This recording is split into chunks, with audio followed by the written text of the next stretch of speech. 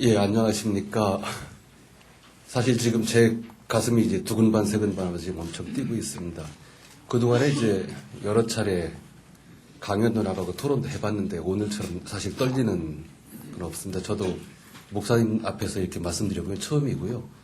평신도가 목사님 앞에서 섰을 때의 부담감을 좀 전에 우리 염조 교수님께서 말씀해 주셨는데 장로님이 저 정도신데 저는 올해 처음 집사 됐습니다.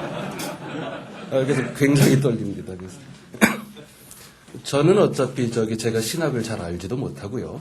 그리고 이제 제가 교회를 다니고는 있습니다만 교회 운영에 깊숙이 개입하고 있지도 않기 때문에 저는 교회도 사실은 잘 모릅니다. 다만 정말로 이제 하나님께서 저를 예쁘게 봐주셔서 만나주시고 그래서 이제 어떻게 하면 좀 더 기독교인으로 하나님 영광 드러내면서 살아갈까를 고민하는 그렇지만 세상에 훨씬 더 깊숙하게 활동하고 있는 사람 중에 하나입니다. 그래서 바깥에서 보기에 아마 교회가 어떻게 보이는지에 대해서 아마 이야기하는 것이 제 몫이 아닐까 생각을 좀 하고 있습니다. 저는 이제 그래서 사실은 저는 그동안에 시민운동을 하면서 교회에 대해서 많은 여러 가지 생각을 거꾸로 좀 하게 됐습니다. 아쉬움도 있고 안타까움도 있고 또 이제 원하는 것도 있고 했었는데 그런 경험들을 통해서 몇 가지 좀 말씀을 좀 드리고 싶습니다. 시민운동이라고 하는 것은 얼핏 보면은 가장 인본주의적인 뿌리가 깊은 곳입니다. 우리 사회든 어느 사회에서든. 왜냐하면 시민운동이라고 하는 것은 사람의 힘과 지혜로 세상을 바꿀 수 있다라고 믿는 사람들이 모여있는 곳이 시민운동입니다. 일반적으로요. 그렇기 때문에 인본주의의 뿌리가 아주 깊고 실제로 그래서 시민운동을 하는 사람들은 사실은 기독교인들이 굉장히 많습니다. 처음 출발할 때. 예전에 제가 학생운동할 때도 그랬습니다. 보통 이제 우리나라 사람들의 20%에서 25%가 기독교인이었는데 학생운동에 참여하고 있는 사람들 중에 기독교인은 그 비율보다 훨씬 더 높았습니다. 아마 기독교적 심성을 가지고서 이제 세상에 대해서 뭔가 긍정적인 노력을 해보려고 참여하는 사람들은 많이 있는데 워낙 인본주의의 뿌리가 깊다 보니까 많은 경우 신앙을 유지하지 못하고 오히려 신앙이 약화되어지는 모습들을 저는 많이 봐왔습니다. 그런 것이 이제 저로서는 굉장히 좀 안타까웠습니다. 저는 그래서 지금 이제 실제로 제가 다니는 교회는 이제 온누리 교회입니다만 온누리 교회의 올해 모토가 세상을 향한 교회입니다. 전 굉장히 좋다라고 좀 생각을 했습니다. 세상을 향한 교회라고 하는 것은 세상을 향해서 나아가서 세상에 어떤 변화를 주겠다라고 하는 것을 의미하는 거라고 생각을 합니다. 저는 아마 기독교의 본질적인 목표 중에 하나가 아닌가 생각을 합니다. 그런데 문제는 세상에 영향력을 세상을 변화시키기 위해서는 세상에 영향력을 줄 수 있어야 되고 세상에 영향력을 주기 위해서는 결국 세상에 대해서 리더십을 가질 때에만이 세상에 영향력을 주고 그 영향력을 통해서 선한 변화를 가져올 수 있는 것 아니냐라고 좀 생각을 하게 됐습니다. 그래서 오늘의 우리나라의 이렇게 분열된 모습을 보면서 사회통합에 어떻게 기독교가 기여할 수 있겠는가, 한국교회가 기여할 수 있겠는가, 양극화의 해결에 교회가 어떻게 기여할 수 있겠는가를 이야기하기 위한 전제 조건은 그럼 우리 교회에게 세상을 바꿀 수 있는 리더십이 있느냐라고 하는 부분을 한번 짚어줘 봐야 되는 것 아닌가 하는 생각을 좀 갖습니다. 저는 그런 것을 좀 바깥의 입장에서 그동안에 느꼈던 걸 기준으로 좀 말씀을 드리고 싶습니다. 그 리더십은 저는 이제 타인에게 영향을 미쳐서 그 리더가 원하는 방향으로 팔로워들의 인식과 행동의 변화를 이끌어내는 힘을 말한다고 생각합니다. 그렇다라고 하더라면 저는 여기에서 감히 복음이라고 하는 것은 우리 한국교회 그리고 기독교회 그 성경의 복음이라고 하는 것은 당연히 리더십을 통해서 흘러가는 것이다라고 생각을 합니다. 실질적으로 누가 복음을 전혀 모르는 사람에게 가서 복음을 전할 때 그 사람에 대한 신뢰가 있고 그 사람의 권위를 인정하게 되고 그래서 그 사람이 자기 자신에 대해서 리더십을 갖고 있는 사람이 이야기했을 때 그걸 믿는 것이지 정말로 물론 성령님께서 그런 것을 초월해서 역사하실 수 있지만 그러나 보편적으로 얘기했을 때 누가 권유하느냐 누가 복음을 전하느냐가 그 복음을 듣는 사람의 태도에 굉장히 결정적인 영향을 행사한다고 생각을 합니다. 결국 리더십이라고 볼 수 있다라고 생각을 합니다. 그런데 기독교가 세상에 대해서 그런 리더십을 행사할 수 있는 단위가 한 크게 3개쯤 되는 것 같아요. 저 지금 벌써부터 지금 땀 흘리고 있죠. 예쁘게 봐주세요. 하나는 한 크리스찬 개인 이웃에게 영향력을, 리더십을 행사할 수 있고요. 또 하나는 교회가, 그 교회가 소재하고 있는 지역사회에 선한 영향력을 행사할 수 있고, 또 하나는 한국교회 또는 한국기독교가 전체로서의 한국사회에 선한 영향력을 행사하는 리더십을 가질 수 있다고 생각을 합니다. 크게 세 가지 차원이 있다고 생각을 하고 어느 것 하나 가볍지 않다라고 생각을 합니다. 거기에서 개인이 개인을 향한 그러한 리더십이 간과될 수도 없는 거고요. 반면에 한국 기독교가 한국 사회에 대해서 갖는 리더십에 대해서 우리가 간과할 수도 없다고 좀 생각을 합니다. 근데 저는 그 리더십은 아까 앞서서 두 분께서도 권위에 대해서 말씀하셨는데, 리더십이란 건 결국 리더십의 핵심은 영향력 아니겠습니까? 그렇다고 한다면 그 영향력은 어디로부터 오는가? 바로 권위에서부터 온다고 여기 저도 알고 있고요. 그럼 권위는 어디에서부터 오는가? 신뢰에서부터 온다고 저도 이제 알고 있습니다. 그러면은 리더십의 신뢰는 언제 형성될 수 있겠는가? 그것은 팔로워들에게 진실로 필요한 필요들을 충족시켜 줄 때 거기로부터 신뢰가 형성된다. 전 이거는 아마 리더십 교과서 ABC로 얘기된다고 생각을 합니다. 자, 그렇다고 한다면 팔로워들이 진정으로 필요한, 그들이 원하는 것 모든 걸 다 이야기하는 건 아니겠죠. 그들이 원하는 것과 달리 그들에게 진실로 필요로 한 그 어떤 필요들을 충족시켜 줄 때 거기에 대해서 저 사람은 우리의 필요를 충족시켜 줄 수 있는 사람이기 때문에 거기에 신뢰를 보이고 권위를 인정하고 하는 거라고 좀 생각을 합니다.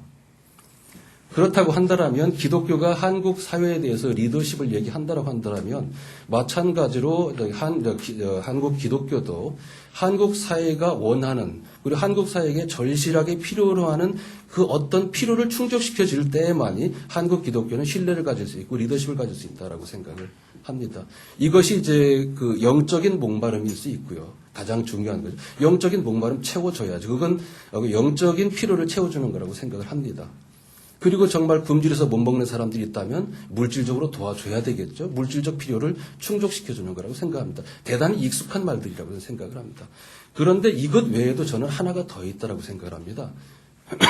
우리 사회가 필요로 하는 것이, 그건 개인의 경우에 놓고 바라봤을 때 기독교에서는 한 인간을 영과 마음과 육으로 이제 나눠서 말씀을 하지 않습니까? 그리고서 실제로 거기에서는 마음이 대단히 좀 중요한 것으로 알고 있습니다. 그래서 실질적으로 그 마음을 육이 차지하느냐 아니면 영이 차지하느냐를 놓고 이제 싸움이 저희에서 있는 건데, 그래서 하나님의 영과 내 영이 연합해서 마음을 장악하고 그걸 통해서 육을 굴복시키는 것이 신앙생활이다라고 저는 이렇게 배웠습니다. 이 마찬가지입니다. 그만큼 마음이 중요한 것인데, 그 마음이란 것은 결국 그 사람의 의식과 습관과 마인드셋과 이런 것들이 아닐까 생각을 합니다. 그래서 우리는 실질적으로 하나님을 믿고 나서도 그동안 예전의 내 습관, 옛사람을 버리기 위한 노력들을 끊임없이 해나가게 되고, 우리가 어떤 사람에게 복음을 전하고 지속적으로 복음을 전한 다음에 애프터 서비스를 할 때도 항상 이야기하는 것이 습관을 고치는 일, 거룩한 습관을 갖는 일, 마음을 바꾸는 일, 그리고 가치 체계를 바꾸는 일, 이런 것들을 통해서 그 사람을 거룩하게 만들어 나가려고 하지 않습니까? 저는 성화의 과정이라는 것이 이러한 마음에 관한 거라고 생각을 합니다. 그런데 이런 것을 사회적인 측면에서 이걸 환원시켜 봤을 때 영의 문제는 여전히 우리 사회를 지배하는 영의 문제가 있고요. 물질의 문제는 명확하게 보입니다. 그런데 우리 사회들이 한 개인에게서도 이 마음에 해당되는 부분, 의식과 가치 체계와 습관에 해당되는 부분이 있다고 좀 생각을 합니다. 전 그것이 우리 사회의 사회의식, 사회문화, 가치, 이러한 것들이라고 보고요. 그리고 이런 것에 가장 결정적으로 영향을 주고 이런 의식과 문화와 가치와 관행과 이런 것들에 결정적인 영향을 미치면서 그것에 어떤 그 기반 역할을 하는 것이 제도와 정책이라고 좀 생각을 합니다.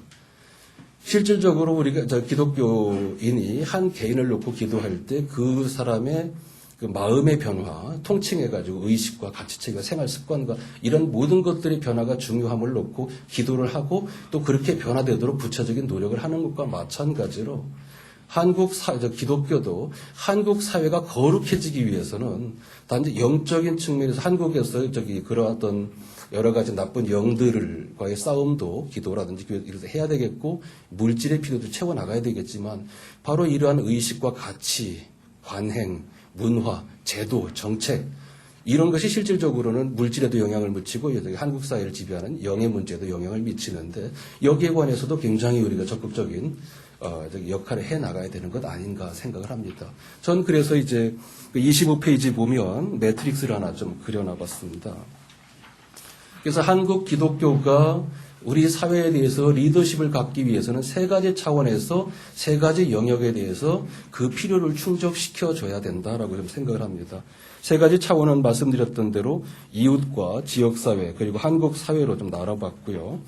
이웃에 대해서 그걸 직접 담당해야 될 사람들은 이제 개별 기독교인, 지역사회에 대해서는 교회 또는 교회 연합이 그걸 담당해야 될 테고, 한국 사회에 대해서는 전체로서의 한국 교회가 그 역할을 담당해야 되지 않을까 싶습니다.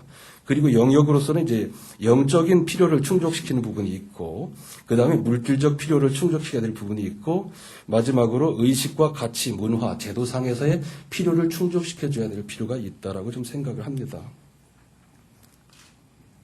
저는 이 매트릭스에서 가장 중요한 것이 균형과 조화라고 좀 생각을 합니다. 그동안에 보면 개별 기독교인 차원에서, 개별 기독교인의 차원에서 개별 이웃에 대한 측면에서는 이러한 영적 필요와 의식과 습관의 문제, 고치는 문제와 그들의 물질적인 필요를 채워주는 부분에서도 공이 다 역할을 해왔다라고 생각을 합니다. 상당히 개인적 차원에서 이런 어떤 필요를 충족시키려는 노력들이 상당히 균형 잡혀서 되어 왔다라고 좀 생각을 합니다. 그러나 지역사회나 더 나아가서 한국사회 전체를 측면으로 바라봤을 때는 영적인 필요에 대해서는 굉장히 기독교가 많은 관심을 갖고 그것을 위해서 기도하고 노력해 왔지만 그에 비해서 물질적 필요는 그것보다는 조금 덜했던 것 같고요. 그리고 제가 보기에 가장 비어 있었던 부분이 우리 사회의 의식과 가치, 문화, 제도상의 필요를 충족시키는 데 대해서는 거의 외면해 오지 않았는가 하는 생각을 저는 좀 갖고 있습니다. 안에서 많이 기도들은 사실은 하시는 거 제가 알고 있습니다. 저도 기도할 때마다 한국 사회 여러 가지 병폐나 황금 만농주의나 양극화나 이런 것을 통해서 실제로 기도는 되게 꾸준하게 해왔습니다만 그 기도가 기도를 더 넘어서서 실제로 우리 사회에 보여지는 그런 행동으로 나타나는 데는 대단히 부족했다라고 좀 보고 있습니다. 이렇게 이런 여기 필요를 충족시켜주는 부분에 있어서 어느 한 곳이 과락이 생겨버리면은요, 이게 시너지 효과가 안 납니다.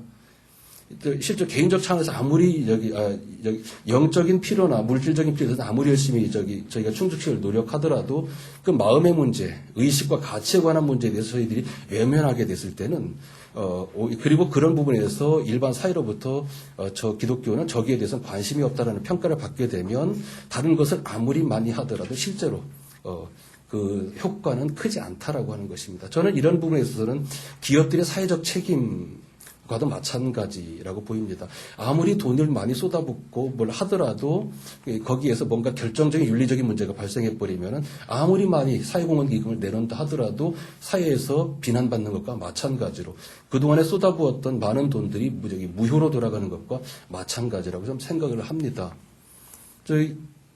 저게 이제 기운실 자료를 통해서 봤을 때 한국 기독교가 그 사회복지 사업에 굉장히 많은 돈을 쏟아붓고 있다는 걸 사실 좀 알았었는데요. 그걸 보면서 왜 이런 게 알려지지 않았을까라고는 아쉬움도 있지만 이렇게 쏟아부은다 하더라도 뭔가 결정적인 다른 측면에서 에러가 발생하거나 과락이 발생하게 되면 이런 것이 큰 의미가 없게 된다라고는 점을 말씀을 드리고 싶습니다. 그래서 이 매트릭스에 들어있는 모든 영역에 있어서 다 기본적으로 최소한의 채워져야 될 부분을 채워준 다음에 그 다음에 정말로 그 시대와 상황에서 더 필요가 강한 부분 그리고 한국 교회 입장에서 좀 더 전략적으로 집중해야 될 부분에 좀 더 그 필요에 집중하는 부분은 있을 수 있겠습니다만 그 기본을 고르게 가져가는 것이 대단히 필요한데 이런 부분에서 그동안 약점을 부여오지 않았나 하는 생각을 갖고 있습니다. 그리고 이제 그런 필요를 채우는 측면에 있어서 저는 그동안에 그 한국 교회와 그 지역 사회가 적절한 역할 모델을 사실 아직 찾지 못한 것 아니냐 하는 생각을 좀 갖고 있습니다. 이 필요를 채우는 측면에 있어서. 개별 기독교인들은 굉장히 열심히 움직입니다. 전도하려고요. 굉장히 열심히 움직입니다. 그래서 그들이 뭘 필요로 하는지 보고 뭐 이런 어떤 뭐 큐티책도 사다 주고 이야기도 하고 때로는 커피도 사주고 밥도 사주고 하면서 노력하고 뭔가 보이적이 좀 마음에 근심거리가 있어서 무슨 근심거리가 있냐고 나누기도 하고 개별 기독교인 차원에서 는 상당히 노력한다고 좀 생각합니다. 물론 안 그런 사람도 있겠지만은요.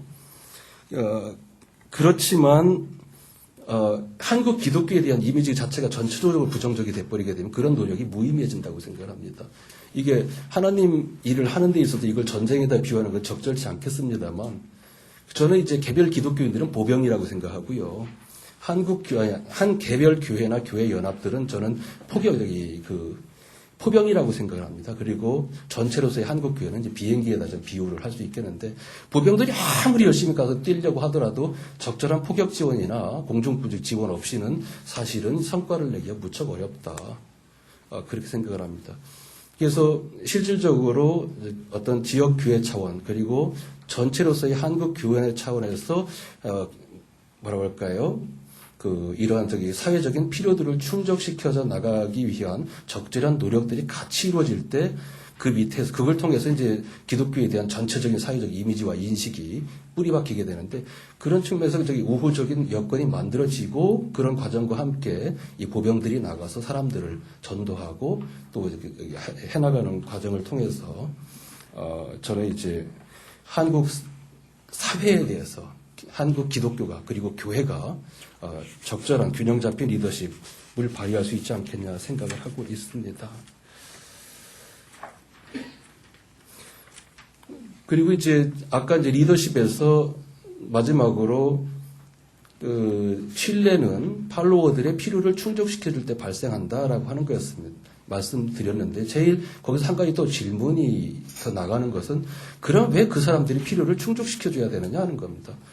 리더는 왜 팔로워들의 필요를 충족시켜줘야만 되는가 하는 걸 가지고 사실은 좀 고민을 했었습니다만 세상적으로는 거래입니다. 반대급부를 얻기 위해서 줍니다. 그렇죠? 필요를 충족시켜주고 그들에 대한 영향력을 받기 위해서는 어떤 또 다른 것을 얻기 위해서 그들의 필요를 충족시켜주게 되죠. 그런데 기독교는 이게 그렇게 할 수가 없는 거죠. 하나님께서 무조건적인 사랑, 내가 너희들을 사랑한 것처럼 너희도 이웃을 사랑하라고 딱 못을 박아 놓으셨기 때문에 무조건적인 사랑으로 그에 근거해서 이런 이웃과 지역사회와 한국사회의 필요를 충족시켜줘야 되는데 문제는 그 사랑이라고 하는 것은 희생을 통해서만 검증되어지고 희생을 통해서만 다른 사람들에게 인식되어진다라고 하는 것입니다. 그런 면에서 한국 기독교와 교회가 우리 사회와 지역사회에 대해서 지역사회에게 얼마만큼 희생적인 집단으로 예수님께서 말씀하셨던 사랑을 실천하기 위해서 희생을 통해서 그것을 검증되어지는 모습들을 우리가 많이 보여왔는가 하는 고민이 저는 개인적으로는 있습니다. 그것이 보여지지 않는다면 리더십은 완성되기 어렵다라고 생각을 합니다. 그리고 두 번째가 이제 오늘 주제가 이제 통합입니다. 저는 통합된 리더십, 통합인데 통합된 리더십만이 사회를 통합할 수 있다라고 생각을 합니다. 그리고 저는 이제 굉장히 좀 여기서 그냥 과격하게 말씀드리면 우리 사회가 당분간 통합될 가능성은 없다라고 생각을 합니다. 저는 그래서 별로 통합이란 말 지금은 고민을 안 하고 있습니다. 왜냐? 통합이라고 하는 것은 한두 사람의 리더나 집단 가지고 되는 것이 아니라고 생각을 하기 때문입니다. 통합이 가능하게 하는 여건, 특별히 통합을 가능하게 만드는 사회 세력들이 있을 때 통합이 되는 것이다라고 좀 생각을 좀 하고 있고요. 지금 이제 우리 사회가 많이 갈등과 이제 대립이 있습니다만 전 가장 민주화와 관련돼서 다양한 이해 집단들이 자기 이익을 주장하면서 생기는 갈등 그런 것들은 차치하고 봤을 때 지금 최근 몇 년간 우리 사회의 가장 중요한 갈등이 이념 갈등인 것처럼 드러나고 있습니다만 저는 그건 전혀 개인적 차원에서는 전혀 사실이 아니다라고 믿고 있습니다. 이해관계의 충돌이고요. 제가 보기에는 그런 이해관계의 충돌이 너무 추하니까 이념이라고 하는 가면을 쓰고 있을 뿐이라고 좀 생각을 합니다. 진보정당이 진보정책을 내놨나요? 절대 안 내놨습니다. 그리고 보수정당도 때에 따라서 훨씬 더 진보적인 정책을 내놓기도 하고요. 그래서 현재의 갈등이 그러한 근본적인 면에서 이념적인 갈등이 아니기 때문에 이해관계 간의 충돌이고 그것을 해결할 수 있는 성숙된 그러한 갈등 해소 모델이 우리 사회 전체적으로 마련되어 있지 않기 때문에 현재로서는 갈등을 치료할 수 있는 힘이 지금 한국 사회는 존재하지 않는다라고 좀 생각을 하고 있습니다. 오히려 보수와 진보라고는 진정한 이념적 갈등이라면 차라리 어떤 합의를 만들어 나갈 수 있는 가능성이 있지 않겠나 하는 생각을 좀 갖고 있습니다. 근데 저는 통합을 얘기할 때 통합이라고 하는 것이 양쪽의 중간점을 잡는 기계적인 중간값을 잡는 게 통합이 아니고 또 적당히 서로 양보해서 서로가 만족할 수 있는 수준에서 나눠 갖는 그건 타협의 산물도 통합이 아니라고 생각을 합니다. 통합이라고 하는 것은 제가 생각하는 특히 우리 한국교회에서 통합을 이야기할 때 저는 현재 있는 것들을 초월해서 이 전체를 아우를 수 있는 새로운 가치 체계를 통해서 이것을 편입해 나가는 것이 전 통합이 되어야 된다고 생각을 하고요. 그런 의미에서 전 진정한 통합이라고 하는 것은 사이에서 그것을 넘어서는 현재에 나와 있는 어떤 대안들을 절대화하지 않고 거기 오히려 더 높은 차원의 가치와 원리에 의해서 이런 것들을 묶어나가는 것이 통합이 아닌가라고 좀 생각을 합니다. 그래서 저는 통합을 하기 위해서는 between and beyond라고 하는 자세가 필요하지 않은가 하는 생각을 좀 갖고 있습니다. 그리고 마지막으로 제가 이제 한 가지 교회에 대해서 이야기 드리고 사실은 제가 가장 말씀드리고 싶었던 건데 리더십은 소통을 통해서 이루어지며 소통에는 전략이 필요하다라고 하는 측면입니다. 소통하지 않는 리더십은 존재하지가 않죠. 영향력이라고 하는 것은 소통을 통해서 커뮤니케이션을 통해서 전달되는 거니까 소통이 없는 리더십이라는 건 개념적으로 불가능합니다. 그런데 거기에서도 이제 실제로 소통에는 전략이 필요하다라고 좀 보여지고 있고요. 현재 소통이라고 하는 것은 1대1로 이야기하는 것만을 의미하지는 않습니다. 모든 방법으로 다 이루어지죠. 제가 그동안에 가슴 아팠던 것 좀 적어놨습니다만 명동 거기 상업은행 사거리에 가면 예수천당 불신지역으로 빨간 글씨를 검은 십자가에 딱 세워놓고서 누가 뭐라고 하든 끊임없이 성경을 읽어대고 찬송을 부르는 그런 지금도 아마 하고 있을 겁니다. 그걸 통해서 사회하고 소통이 지금 이루어지고 있는 겁니다. 그리고서 방송국 앞에 가가지고 방언 집회하는 것도 그 사회와 소통하는 겁니다. 커뮤니케이션을 하는 거죠. 그리고서 그런 모든 것이 다 사회와 소통하는 것입니다. 그리고 그런 것은 훨씬 더 파워풀합니다. 그래서 기독교인 개인이 또는 아니면 교회가 이렇게 사회에 대해서 이야기하는 것보다 그런 행위와 집회들을 상징적인 행위들을 통해서 이루어지는 소통은 훨씬 더 강력한 위력을 실제로 갖고 있습니다. 그런데 그 소통이라고 하는 것이 그리고 어떤 때로는 그리고 이제 목사님이 교회 교인들을 통해서 하신 말씀도 그것이 사회적으로 민감한 사안과 관련된 것일 때에는 때로 그것이 언론을 통해서 수백만 명의 믿지 않는 사람들과 소통이 이루어지기도 합니다. 물론 일방적 소통이기는 하지만요.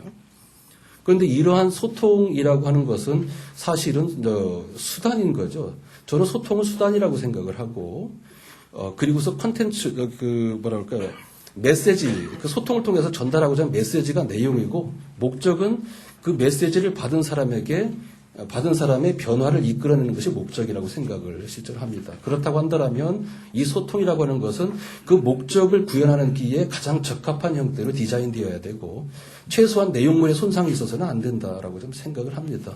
자, 그런데 그런 측면에서 바라봤을 때 이 한국 교회가 한국 사회와 소통하는 아까 말씀드렸던 거의 모든 과정을 놓고 바라봤을 때 과연 저러한 소통들의 목적은 뭔가 저 소통의 방식을 통해서 소통하고자 했을 때 메시지는 과연 손상 없이 제대로 전달되는가 하는 문제를 짚어보지 않으면 안 된다라고 좀 생각을 하고 있습니다. 저는 그러한 측면에서 우리가 사회와 소통하는 데 있어서 너무 목표와 전략이 부족하다라고 생각을 하고 있습니다. 실질적으로 그러한 하나하나의 행위들이라고 하는 것이 어떻습니까? 그것이 이제 직접 보는 사람이든 아니면 매스미디어를 통해서 사람들에게 들어갔을 때 그것이 믿지 않는 사람들에게는 기독교에 관한 기독교의 정체성을 형성해내고 기독교에 관한 이미지를 만들어내게 됩니다.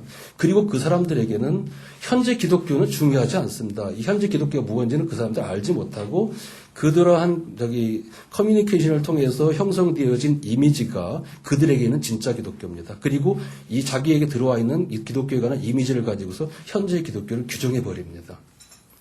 이 무서운 현상에 대해서 실질적으로 한국 기독교는 너무 전략과 어떤 그런 고민이 없이 가고 있지 않은가 생각을 합니다.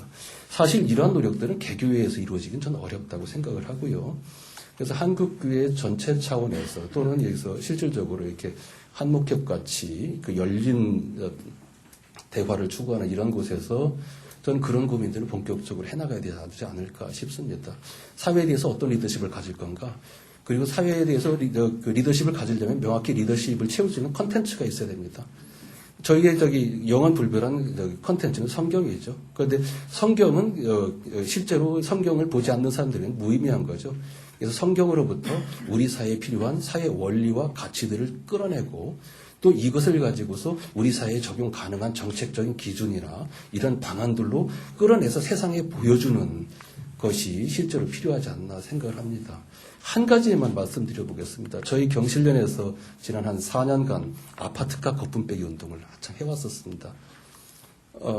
여전히 이제 진실구의 게임에 이런 것이 남아있긴 합니다만, 최근에 그 서울시에서 그 아파트 원가 공개를 함에 따라서 경실련 주장이 옳았다라고 이미 입증이 된 바가 있습니다.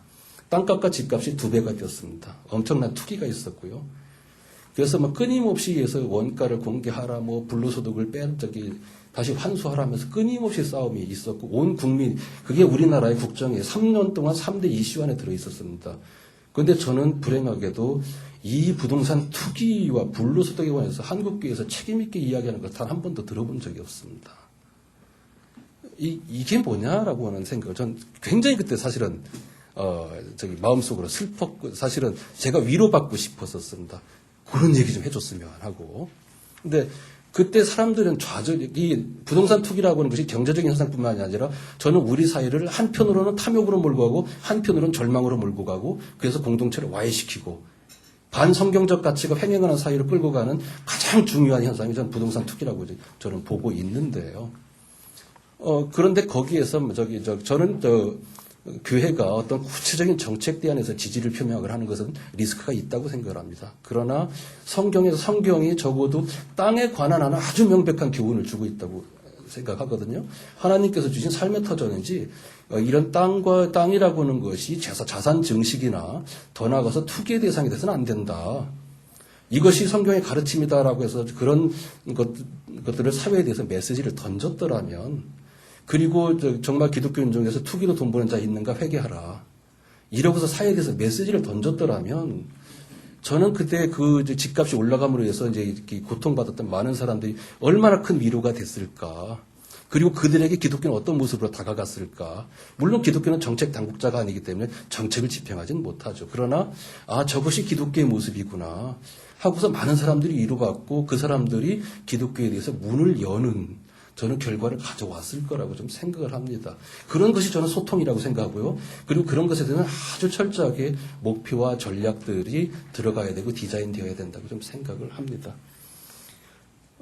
시간이 다 돼서 한 가지만 말씀드리겠습니다. 이 뒷부분에 좀 말씀 못 드린 게 대화마당의 논의 주제와 관련해서 간략히 좀 의견을 좀 드린 적이 몇 가지 좀 밝혔습니다. 이것은 말씀드리지는 않고요. 저는 우리 사회가 통합되기 위해서는 사실은 우리 사회가 지금 크게 보면 보수와 진보로 양분되어 있는데 우리 국민들이 보수와 진보로만 양분되어 있느냐? 저는 그렇지는 않다고 생각을 합니다. 그러나 국민들을 대변하는 일종의 그 상부 구조가 보수와 진보로 나뉘어져 있는데 제가 아는 한에 있어서는 선진국에서는 보수와 진보로 양분되는 것이 아니라 컨저버티브, 리버럴, 프로그레시브 이렇게 3분되어 있는 걸로 저는 알고 있거든요.